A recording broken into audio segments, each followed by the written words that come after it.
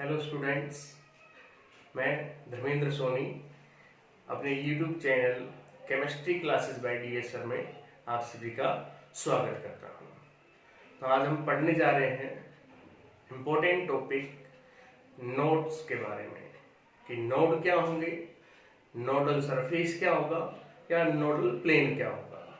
इन सभी बातों का आज डिस्कस करेंगे हमारे इस लेक्चर के अंदर। आपने पीछे ऑर्बिटल के बारे में पढ़ा था। जब हम quantum mechanical model of atom की बात करते हैं तो वहां पर हमने ऑर्बिटल के बारे में पढ़ा था कि orbital is the 3-dimensional space where the probability of finding electron is maximum.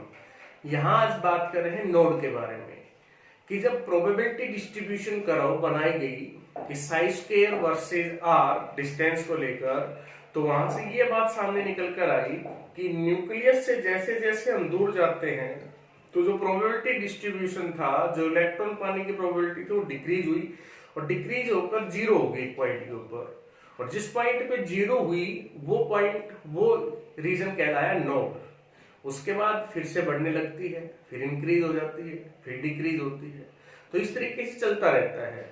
तो जो पहले इंक्रीज थी फिर डिक्रीज हुई, वो एक ऑर्बिटल थी, फिर जीरो हो गई, उनके बीच में नोड आ गया। तो नोड कहाँ मिलेगा? नोड मिलेगा ऑर्बिटल के बीच में। तो बात करते हैं नोड की डेफिनेशन से। तो नोड किसे कहेंगे बच्चों? Node it is the point, it is the line या it is the plane, it is the surface, कुछ भी बोल सकते हैं। वो पॉइंट भी है, लाइन भी है, प्लेन भी है और सरफेस भी है कि जहां प्रोबेबिलिटी है फाइंडिंग इलेक्ट्रॉन की, वो क्या होगी? जीरो। कि जहां इलेक्ट्रॉन पाने की संभावना जीरो है। Total number of nodes in A orbital, कि किसी भी ऑर्बिटल में टोटल नोड कितने होंगे उसको फाइंड आउट करना हो, वो फार्मूला रहेगा n-1। n is the principal quantum number या नंबर ऑफ सेल, कि किस सेल से वो बिलोंग करती है। अगर मैं कहूं कि 5s के लिए मेरे को नोड्स निकालने हैं तो 5s के लिए n की वैल्यू 5 हो गई है, तो उसमें नंबर ऑफ नोड्स कितने हो जाएंगे? 4 हो जाएंगे। तो नंबर ऑफ नोड्स किसी भी ऑर्बिटल में फाइंड आउट करने हैं तो ये फार्मूला हमें याद रखना पड़ेगा। नेक्स्ट पे आ जाते हैं। नेक्स्ट है अपने पास नोडल सरफेस। नोड एक जनरल टर्म थी, वो पॉइंट के लिए भी यूज हुई, प्लेन के लिए भी यूज हुई, लाइन के लिए भी यूज हुई, सरफेस के लिए भी यूज हुई।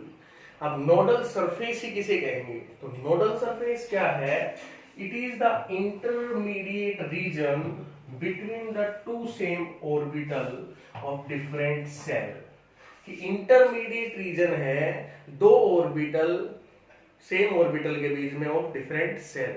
जैसे दो सेम ऑर्बिटल कौन सी होगी? जैसे s होगी, 1s 2s, दोनों ऑर्बिटल s से हैं लेकिन सेल अलग है, एक 1s है और एक 2s है सेकंड सेल से। उन दोनों के बीच का जो रीजन होगा उस सरफेस को हम बोलेंगे nodal surface. Where the probability of finding electron is 0 is called nodal surface। ये डायग्राम आपको यहाँ दिखाया गया है क्लियरली। डायग्राम के अंदर हम देख सकते हैं ये न्यूक्लियस था, न्यूक्लियस के बाद ये पहली ऑर्बिटल है 1s ऑर्बिटल, 1s ऑर्बिटल दिखाई गई है। ये यहाँ है 2s ऑर्बिटल और यहाँ ये है 3s ऑर्बिटल। इन ऑर्बिटल के बीच में जो कलर का रखा है, जैसे 1s और 2s को डिफरेंशिएट करने के लिए मैंने यहाँ रेड कलर किया हुआ है इस कलर को। तो ये जो हिस्सा है जो रेड दिखाई दे रहा है ये नोड है 1s और 2s के बीच का। सिमिलरली जो ब्लू कलर दिखाई दे रहा है वो नोड सरफेस है इसके बीच का, 2s और 3s के बीच का। तो नंबर ऑफ नोडल सरफेस निकालने हो तो नोडल सरफेस को हम कैसे निकाल सकते हैं? नोडल सरफेस निकालने का फार्मूला भी यही है n-1। तो 2s ऑर्बिटल के लिए निकालना चाहता था मैं नोडल सरफेस, तो यहाँ n की वैल्यू 2 होगी, 2 - 1 1। तो 2s ऑर्बिटल के लिए नोडल सरफेस 1 है, पिक्चर से देख भी रहे हैं हम। 3s के लिए निकालना हो तो डियर स्टूडेंट 3s के लिए n की वैल्यू 3 हो जाएगी, 3 - 1 2। तो यहाँ 2 नोड्स आ गए हैं 3s के लिए। तो बात कर लेते हैं नोडल प्लेन से रिगार्डिंग के। नोडल प्लेन क्या होगा बच्चों? नोडल प्लेन, प्लेन जो दो एक्सिस से मिलकर बनता है, तो वो रीजन दो एक्सिस के बीच में कि जहां इलेक्ट्रॉन पाने की प्रोबेबिलिटी जीरो हो, कि वो प्लेन जहां इलेक्ट्रॉन पाने की प्रोबेबिलिटी जीरो हो उसको हम नोडल प्लेन बोल देंगे। It is the plane at which the probability of finding electron present in orbital is zero. Orbital के बीच में है वो प्लेन का अलग दो एक्सिस से मिलकर बना है जहां इलेक्ट्रॉन पाने की संभावना जीरो रहेगी। नोडल प्लेन को कैसे निकालेंगे? नोडल सरफेस तो n-1 से निकाला था। नोडल जो प्लेन है it is equal to L। L is a azimuthal quantum number. Azimuthal quantum number है फॉर S सबसेल L की वैल्यू 0 होती थी, P के लिए 1 होती है, D के लिए 2 होती है। तो अगर आपसे पूछा जाए कि what is the number of nodal plane in S orbital, तो नोडल प्लेन से रिगार्डिंग बात कर रहे हैं। नोडल प्लेन का L की वैल्यू देखनी है तो वहां L की वैल्यू 0 है, तो S ऑर्बिटल में 0 नोडल प्लेन होते हैं। P ऑर्बिटल की बात की जाए तो उसमें 1 होगा नोडल प्लेन, L के बराबर होता है।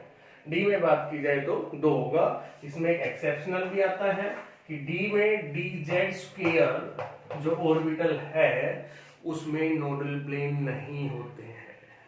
ये बात भी ध्यान रखनी है कि वहां नोडल प्लेन है वो आपके पास 0 है, उसके अंदर वो एक्सेप्शनल का भी काम करेगा। अब नोडल प्लेन को दिखाना है मैंने यहाँ 2 डायग्राम बना रखे बच्चों। ये वाला px ऑर्बिटल के लिए है, ये वाला py ऑर्बिटल के लिए है। py का मतलब होता था इलेक्ट्रॉन पाने की probability along the y axis. मैंने इसको y एक्सिस मान रखा है। तो इसके अंदर जो नोडल प्लेन बनेगा वो बनेगा xz, क्योंकि इलेक्ट्रॉन y एक्सिस के अलोंग तो मिल रहे हैं लेकिन x और z है उसके बीच में नहीं मिलेंगे। तो xz यहाँ पर जो ब्लू लाइन से दिखाया गया है ये xz प्लेन यहाँ पर बन रहा है। इसके अंदर बात करूं सेकंड डायग्राम के अंदर तो यहाँ px ऑर्बिटल के लिए बनाया गया है। px का मतलब है कि probability of finding electron along x axis. तो x एक्सिस के अलोंग मिलेगा तो y और z में वहां प्रोबेबिलिटी 0 रहेगी। तो ये y एक्सिस थी, ये z एक्सिस थी, तो इन दोनों के बीच में प्लेन बनेगा yz प्लेन जो यहाँ दिखाया गया है रेड लाइन से कि ये yz प्लेन के लिए होगा।